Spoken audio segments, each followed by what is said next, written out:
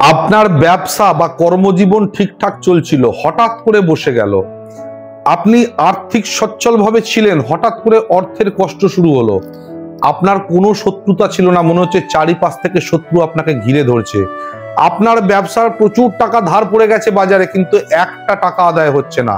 হয়তোবা আপনার মনে হচ্ছে কেউ ব্যবসাটি বেঁধে দেয়নি তো, কেউ কোনো খারাপ ক্রিয়া করে দেয়নি তো, কেউ আমার দিকে কোনো কুনজর ফেলেনি তো, বা আমার ব্যবসা বা কর্মের ওপর কোনো বান প্রয়োগ করা হয়নি তো।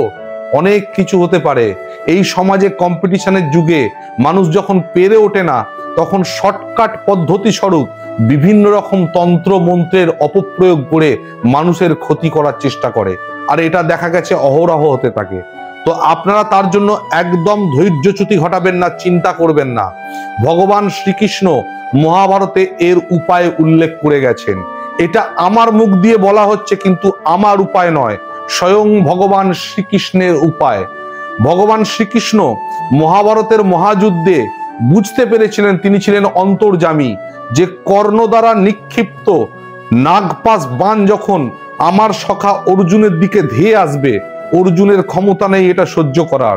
তার জন্য আগে থাকতে তিনি তার সখা অর্জুনকে একটি মণি দান করেছিলেন, রত্ন দান করেছিলেন, যার নাম হলো প্রয়াগমণি। এই প্রয়াগমণি অর্জুন নিজের মস্তকে অর্থাৎ মুকুটের মধ্যে স্থাপন করেছিলেন।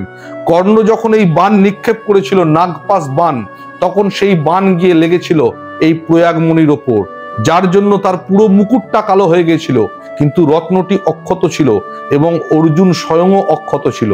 তার কারণই হচ্ছে ভগবান শ্রীকৃষ্ণের দ্বারা দেওয়া এই রত্ন। তখনই ভগবান শ্রীকৃষ্ণ মনে মনে বলেছিলেন, রে সর্বযুগের মানুষ তথা কলিযুগের মানুষ, তোমাদেরকে বারে বারে এই রত্ন সাহায্য করবে বা বাঁচাবে। কোন জায়গা থেকে? এই মহাভারতের মহাযুদ্ধের শত্রুপক্ষের যেমন নিক্ষেপ করা বাণ রুখে দিয়েছে রত্ন, তেমন তোমাদের কর্মজীবন, সাংসারিক জীবন, সমস্ত জীবনে শত্রু দ্বারা যদি কোনো বাণ নিক্ষেপ করা হয়, শত্রু দ্বারা যদি কোনো ক্রিয়া করা হয়, শত্রুর দ্বারা যদি কোনো নজর নিক্ষেপ করা হয়, সমস্তটা রুখে দেওয়ার ক্ষমতা রাখে এই প্রয়াগমণি বা এই রত্ন। তো এটা ভগবান শ্রীকৃষ্ণের রেকমেন্ড করা, আমার আপনার নয়, কোনো জ্যোতিষীর নয়, কোনো তান্ত্রিকের নয়। যিনি জগৎপতি ভগবান শ্রীকৃষ্ণ, তার মুখ থেকে যখন নিঃসৃত হয়েছে, এই রত্নের ওপর কোনো কথা বলা যায় না। আর তার জন্যই কোনো গ্রহ নক্ষত্র বিচার করার প্রয়োজন হয় না। প্রত্যেকটি মানুষ এই জিনিসটিকে ধারণ করতে পারেন, অথবা এই জিনিসটিকে তার ব্যবসার স্থলে স্থাপন করতে পারেন।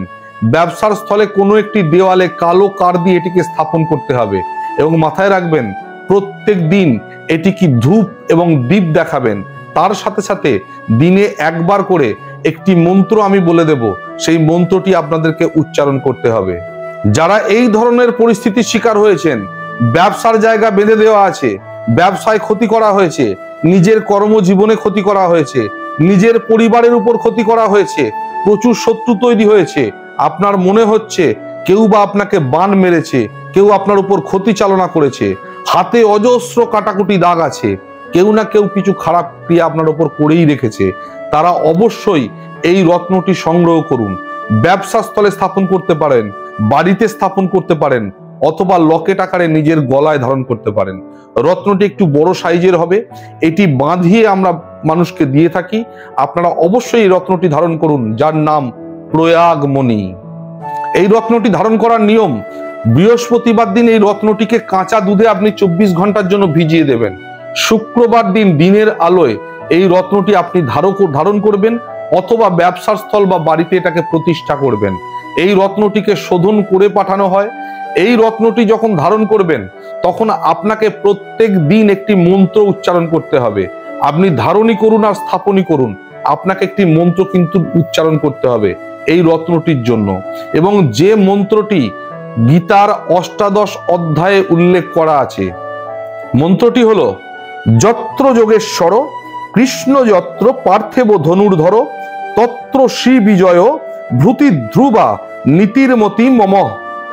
অর্থাৎ এই উক্তি দ্বারা স্বয়ং ভগবান শ্রীকৃষ্ণ গীতার অষ্টাদশ অধ্যায়ে যেটি সঞ্জয়ের মুখ নিঃসৃত হয়েছিল, বলেইছেন, যেখানে যোগেশ্বর শ্রীকৃষ্ণ ও পার্থ অর্জুন বর্তমান, সেখানে বিজয় ও শ্রী স্থাপন হবেই।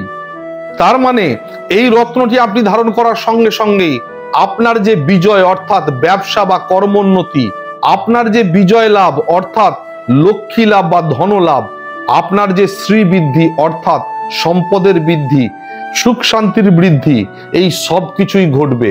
এবং আপনারা আরেকটা জিনিস জেনে রাখুন, এই জিনিসটি যেহেতু নাগপাশ বানকে রুখে দিয়েছিল, যাদের কালসর্প দোষ আছে তারা যদি এই জিনিসটিকে ধারণ করেন বা বাড়িতে স্থাপন করেন তবে অবশ্যই বিশেষ উপকার পাবেন।